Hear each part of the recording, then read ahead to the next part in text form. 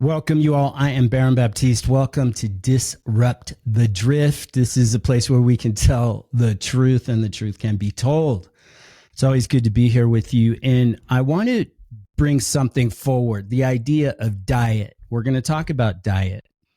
We're going to talk about bad diet and diet of mind. What's your mental diet? Diet of body and your spiritual diet. So we consume. Our diet is a consumption, and we can always eliminate things that are not good to have in your mental, physical, spiritual diet. And that's what we want to talk about today.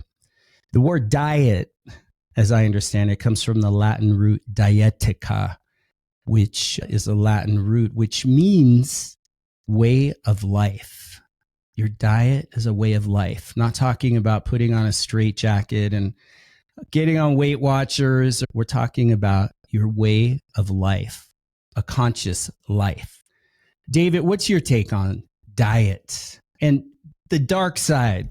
Let's go there first. What are the bad things that I'll people start consume? with nature. Yeah.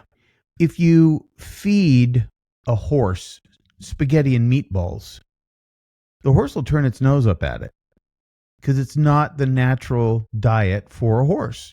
Grazing out in the field, eating various whatever plant and straw and all the rest of it, grass, is the natural diet for a horse. Now, if you try to feed a horse the wrong kind of thing, the horse will end up with terrible problems. And it's pretty much actually, they did studies on pigs, and they found that if they fed pigs a lot of leftovers from humans, they ended up with diverticulitis, which it essentially ends up killing the pig. It destroys its stomach.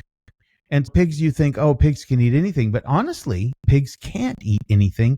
Pigs need to eat a pig diet. Now, if it's rooting through a field with leftover potatoes or whatever, that's really what pigs are good for. But at the same time, with people, we were actually designed for a certain kind of diet in terms of the kind of food intake that we have. But also, I want to talk about the spiritual side of that, because if we are taking in the wrong things, and by the way, over-the-counter antacids are one of the biggest selling things for people with stomach issues and digestion issues. They're like one of the number one selling things. Over the counter, period. Right? Yeah. And so the dark side is that when we are and we were seduced by the wrong kinds of foods, that creates body symptoms, physical ailments of all kinds. If we do anything in excess, that can lead to a variety of different problems that we end up having to struggle with. And I just read an article from a woman who lived to be 91 years old, but she said, living to 91 years old with health problems is not fun. It's not good. So the longer you live and the unhealthier you are, the more misery you're going to suffer. So the point is, begin the corrective process now. And the beginning of the corrective process now begins with what I call the conscious process of elimination, which means as you become more objective and more aware, you start to see how your impulses are driving you toward the wrong things, the wrong foods, the wrong relationships, the wrong thoughts. And then there's this, that's the thought component, is what is your mental, also known as your spiritual or emotional diet? And we were talking a little bit about dreams, but I want to throw it back to you first.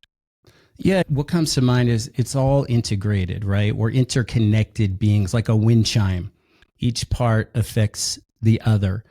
And if you're living off of a sad, pathetic, unhealthy mental diet, let's say, what you're consuming, just what you're taking into your mind and what you're giving off of your mind.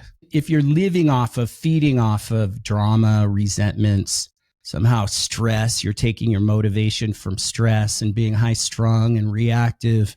All that accumulates mentally, and the source is spiritual. I'll say that. But then it also creates a homeostasis in our system physically. And now we crave all the wrong kinds of foods. So it's like often people will do a physical detox, totally healthy, good thing, good practice. Yet They don't address the source, the cause, looking at the spiritual diet, the mental diet from which you live. The acronym SAD stands for Standard American Diet. Mm. And I would say that the standard American diet mentally is not healthy. And you look at what's going on in the world, just the anxiety, the depression, suppression, the angst, the fear, the all that that you're feeding. Some part of you is feeding off that. You're eating that, consuming that, living in it's in it, and it's the air you breathe and the water you drink, spiritually, so to speak. But it makes you sick. It makes you sad. And I think that what people miss is that it's not just a physical fix. You've got to address the whole person. And fundamentally, you're a spiritual being.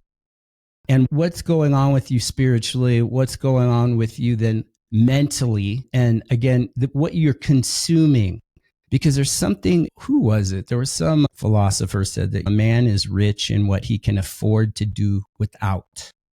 So eliminating those things that you know are not good for you. You fundamentally know it, but yet you're addicted to it. And it's something that you have to look at the whole person. Knowledge and knowing are distinctly different things. You could have knowledge. For example, I'll give you some perfect knowledge right now. E equals mc squared. Now, that's an Einsteinian equation. Do I know what it means? No, I don't. I don't understand the technicalities of that equation. I know what it says, but I don't know what it means. And I don't know the technical value of it other than it's an equation that scientists use, and to this very day, it was formulated back in the turn of the century, back in the 1920s, if I'm not mistaken, 1930s. Knowledge and knowing are very distinctly different, and knowing has to do with having a depth of understanding. And as a matter of fact, Jesus said, know the truth and it shall make you free. Now he's being very specific. The truth. Everybody seems to have their own truth, and that can be a terrible problem because truth is relative to what you want to believe. So if you want to believe that the climate is going to kill you, you're going to live your life in fear of the climate. And that's going to drive a lot of your behaviors and it's going to drive you to distraction. It's going to drive you to drugs and alcohol and smoking. It's going to drive you to, because of fear, you're going to be always looking for a way to assuage the anxiety that surrounds this idea that if we don't do something about the climate, it's going to destroy everyone. And I remember reading 50 years ago on Time magazine that the oceans would be rising and all the cities would disappear. Hasn't happened. And you know what? The smart people go, okay, if that happens, and we'll adapt.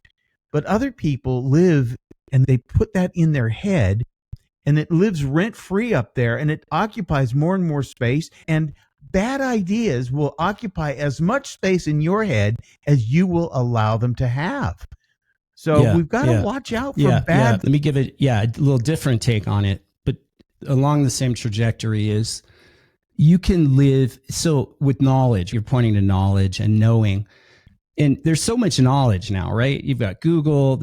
We're in an information age. There's knowledge everywhere. And if you want to do something in life and then you get in this knowledge trap where you want to just keep learning more and more about the thing you want to do, and then you get frozen, you don't do it, and you don't act on it. You get more and more clear about it and what's involved, and you understand it, but you don't act on it. And it may be that you're fearful if you fail. You do the thing and you'll fail, and then what will people think of you? And you have this fear of what people will think because you fundamentally have this concern to look good and not look bad, and you are stopped there. But I'll take it a step further. There's knowledge, and then there's knowing, and then there's also being something. And when we're talking about diet, I want to bring the boots onto the ground, feet on the earth with this. There's what I'll call deliberate practice. There's a deliberate, intentional practices things you do consistently, habitual patterns that deliver a certain result. And the things you do, the deliberate practice has an opposite, right? It has undeliberate or unintentional practices, unintentional habitual patterns, ways of living, ways of consuming, where you're just not intentional, you're checked out, and you're consuming in mind, you're consuming in your body, food you eat, you are consuming medicine and medication and all these different things we consume. But there's a way of getting deliberate and purposeful, intentional in the way you live life. Because fundamentally we know if you want to lose weight, okay, diet and exercise. If you want to lose mental weight, diet, that means eliminating things, yeah, and exercise, developing mental fitness. If you want to become spiritually fit, there's a deliberate practice there. There's repentance, there's letting go of things, there's forgiveness, there's putting truth first. Being authentic in life is being authentic in the ways that you're inauthentic, and start telling the truth on yourself. I was having a conversation with a buddy yesterday. He called me up in the morning, randomly calls me pretty early, and he says, "Hey, do you have a minute?" I'm like, "Sure." So I just woke up with all of this anxiety this morning. He's like, "Do you ever wake up with anxiety?" He's like, "I don't know why. I just woke up. I've got all this anxiety." And he said, "And I don't know what it is." And I think I need to just double down in prayer and meditation and surrender. And I'm like, "Yeah, you double down in all that. But what's the truth? What's going on right here?" And I said, "What's going on in your life?" And then he started saying, "I'm going through a difficult breakup and I've been on the fence. Do I want to be in this relationship or not be in this relationship?" And we just started sorting it out. And then it was like, I was like, "Dude, can I just be straight with you?" He's, "Of course." And I said, you're on the fence. You're not choosing the relationship, and you're not choosing to just move on. You're lingering on the fence. You're at a standstill, and life isn't static. Life is moving. Life is organic. So you're resisting, you're not moving in life. And that creates that suddenly you turn in on yourself. Suddenly you're left with your own thoughts, emotions, and then anxiety. And whoa, I just felt the whole anxiety lift. He said, because you just hit a nerve, and whatever you just said, that hit a nerve of truth. And he said, the anxiety just disappeared, like right there. But I'm sharing that because the power of truth, when you get to truth, and then you need to act on that truth. Because you're given a gift, right? The insight or the inner sight, the inner prompting of, like, you recognize truth, then you need to act on it. Otherwise, you keep drifting along. Again, you're drifting along, not being intentional, or again, I'll use the words deliberate practicing being deliberate. When you get truth, you need to act on that truth. Is it Jesus that said faith without works is dead? It has to be acted on. And then suddenly there's freedom. And when you act on the truth of what to be aware and to be open and available to see the diet you're consuming mentally, physically, energetically, spiritually, you have to want to see the truth. And when you see the truth and you recognize it, and then you begin taking new actions that are in opposition with the old actions and the old ways of being that got you in the place you're in now and that you don't want. Let's make a distinction. Yeah. Have you ever done a tug of war, an actual tug of war, where you have two people and they have a rope and they're trying to pull you into the mud? Sure, as a kid, yeah. Of course. So now imagine a tug of war with a donut. It's all mental. It's all in your head. But you go past a tray of donuts as we have many times in places where we work or whatever, or at a party or whatever. And then your mind now begins this tug of war. And the tug of war is based on one thing. One thing first, which is it looks good. And your brain starts to tell you all the reasons why that's really good and that you should just go ahead and eat it. But then the other part of yourself begins to step back for a moment and begin to reason, I know I shouldn't have that. That's the higher self beginning to kick in because, like for in my situation, I'm a type 2 diabetic. I shouldn't have it.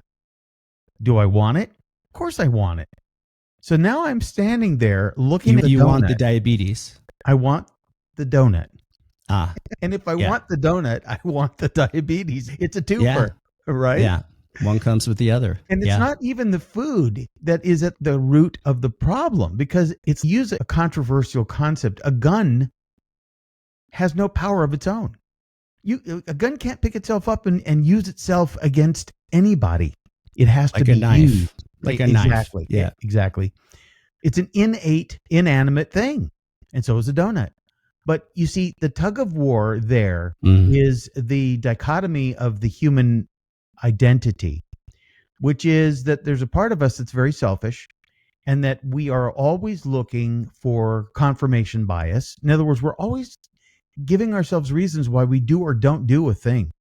We're always giving ourselves logic and we're always trying to support that logic with rationalize things or science the way we want to see them. Yeah. Right. And so this tug of war goes on all day and it can be with almost every thought that jumps into your head. And so what I began doing many years ago is when I first started meditating, I could see that I didn't have control over my thoughts. But I realized as I saw those thoughts that I didn't really need to have control over those. I didn't have the thoughts had me. And so I just watched the thoughts. And by watching the thoughts, there was a separation that occurred. And then the reason side of my mind and my higher self kicked in. And I was able to then have this more, I would call it more divine logic, which is, okay, listen, you know that you shouldn't be eating the donut. You already know that. Now just choose it or lose it. And then that made it very black and white. It was very clear. Lose it, walk away. Don't eat the donut, leave it. And then let me ask you, when you walk away, you also get a new kind of confidence in that moment. With knowing. That's what the word confideo means. With knowing. Every time you get a different kind of energy. Every time you act against that inner knowing, right, you undercut confidence. Yeah. And then what's interesting is that every time you give in to the thing you kind of sense that you shouldn't do, you're more inclined to do it the next time. Believe it or not, it's not that you're less inclined to make those choices. Let's just use a donut, for example. But it was good. It did taste good. It was delicious. And you got a little boost out of it, a little energy because there's so much sugar in it. And so that's adding to this confirmation bias. Look, it didn't hurt me. That's what people say when they want to have a Coke. You know how many, there's 40 grams of sugar in a Coke. That's 2 or 3 candy bars. It didn't hurt me that time. So your brain plays all kinds of tricks with you. And yeah, I'll just throw it back to you on that one because you're good with diet too. You're really good with this topic. I think that, again, back to deliberate practice, when you really begin to be intentional in your practice and practicing habits that, like giving into the donut or the glass of wine or the beer or the drink or the cigarette or the whatever the thing is that you know is not good for you. When you start deliberate practice, you're going to have to go through some detox withdrawals. And especially if you're around people that, let's say, you drink socially, let's say, but you want to just stop drinking. You're around people that are drinking. Okay, there's going to be some different kinds of pain there. There's going to be the pain of your body, the creature is crying out for it, for that drink. There's also social pressure of, okay, all my friends that I usually drink with are drinking. So there's saying no and then having to confront not just fitting in or like being one of the crowd. And then, so you have to be willing to walk the straight and narrow and go through the pain of that, the detox of that, and mental diet. So I think people are so addicted to their thoughts and living in the head, interacting with thoughts. It's just a comfort zone. We've trained ourselves for years and years to just interact with our thoughts, be lost in our stories, and then all the feelings and the emotions and the drama that comes up around that. It's all very addictive. There was a Harvard study, I believe it was Harvard, that showed that being sparks the same chemistry. It's not oxytocin. There's some chemical hormone that it's the same hormone that or chemical that heroin sparks. I always forget the name of it. But just being right about things. What if you gave up, started giving up being right? So here's part of it is letting go. So letting go is a way of eliminating. If you are present to having a lot of traffic in your head, a lot of mental traffic, your space is cluttered, your physical, mental, spiritual space, let's say, is cluttered with traffic, you've got to start reducing traffic. Just one thing at it, one thing at a time, one resentment at a time, one piece of food, one drink at a time. Mm-hmm. But you're in a deliberate practice. When you practice, I learned this in yoga practice actually years ago. I had a very deliberate practice. And on the outside, deliberate meaning I would practice every single day, like an hour and a half, 2 hours every day. Yeah. I would sit and meditate every day. But there was something on the outside to people, like my physical yoga practice. I could do all the poses and in a very, I don't know what the word is, but a way that had excellence. Like I had practiced, but from the outside to people, it's, wow, that's so easy. You're just in this flow state.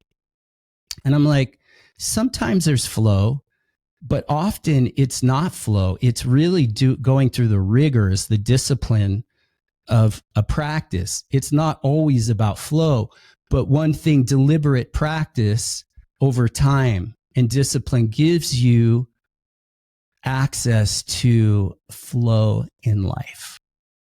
It's when you sit and meditate, you give up ego. It is a deliberate practice in the sense that you're willing to just be there.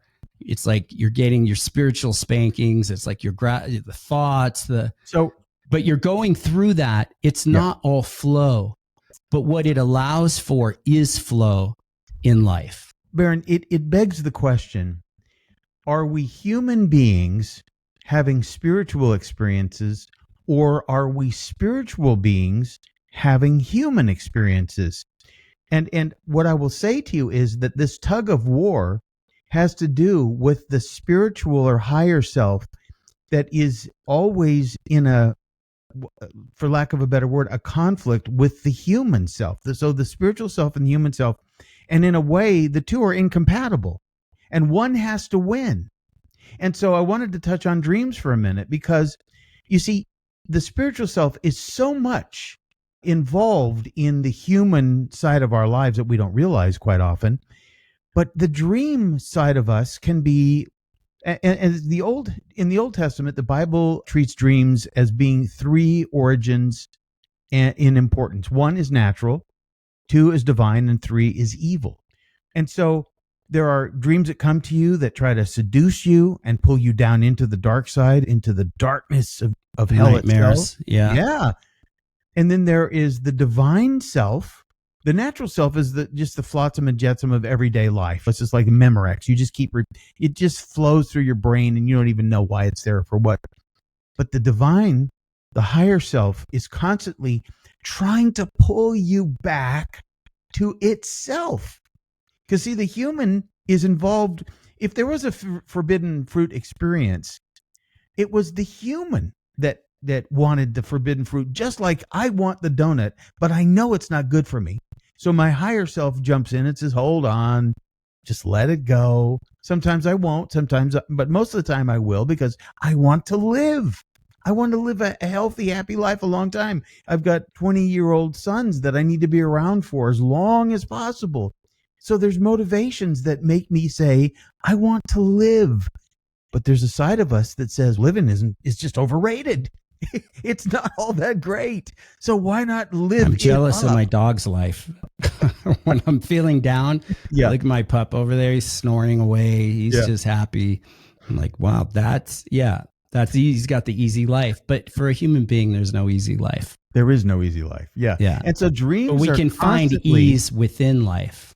You can, but I want to say, I wrote a book called Pay Attention to Your Intuition, because dreams. Let's pull that up, because we're going to wrap up right here. So okay, let me find it. I have to find and then it. I have a final thought here. Buddha said one of the roots, there's 3 roots of suffering, and one of them is attachment.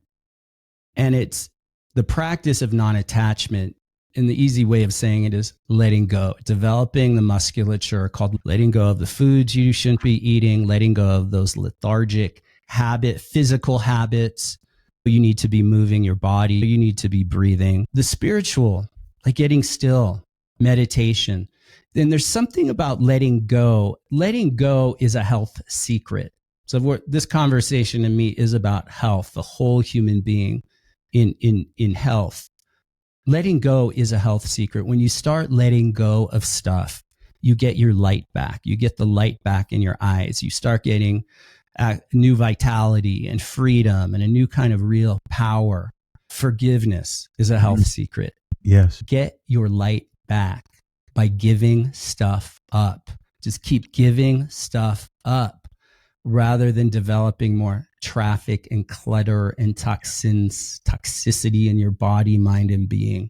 Okay, last thought, David, and then we're going to I'm reminded as you just said it, is let go and let God. And if you let go, let something greater than you. Now, here's my book, Pay Attention to Your Intuition. Awesome. And meaning Pay and attention to your dreams. intuition. Yeah, that's a beautiful cover. Thank you. Yeah. It's where can people find it? At my website, escapeyourmindsprison.com. And all right, there's a child in all of us that wants to wake up and be the person we were meant to be.